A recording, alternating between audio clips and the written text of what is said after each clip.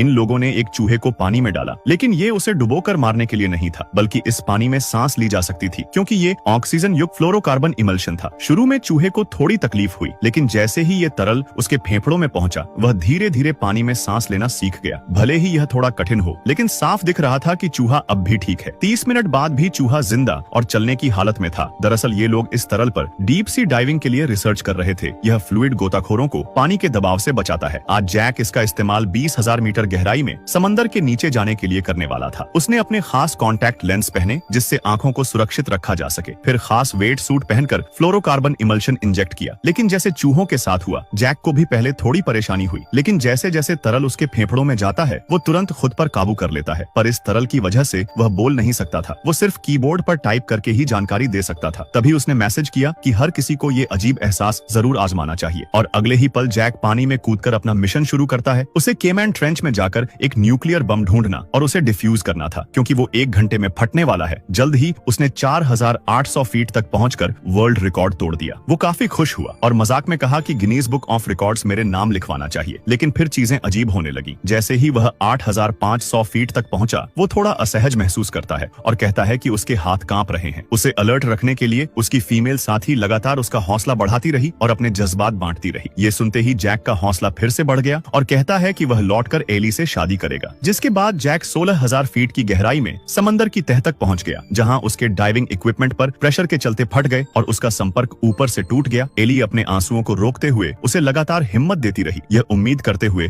कि जैक सुरक्षित लौटेगा। और जैक भी नाम के मुताबिक बहादुर निकला। वह एक जलती हुई लकड़ी से रास्ता रोशन करके चट्टानों के साथ और नीचे जाने लगा, लेकिन वहां इतना अंधेरा था कि नीचे कुछ भी नहीं दिख रहा था। अब सबको लगने लगा कि अब जैक खत्म हो चुका है। तभी अचानक एक सिग्नल मिला और जैक ने कहा कि उसने रोशनी देखी है और यहाँ हर तरफ रोशनी है। सबने सोचा कि शायद ये उसका भ्रम है, क्योंकि समंदर की इतनी गहराई में रोशनी नहीं हो सकती, लेकिन असल में वहाँ रोशनी थी और अगले ही पल जैक हैरान रह गया।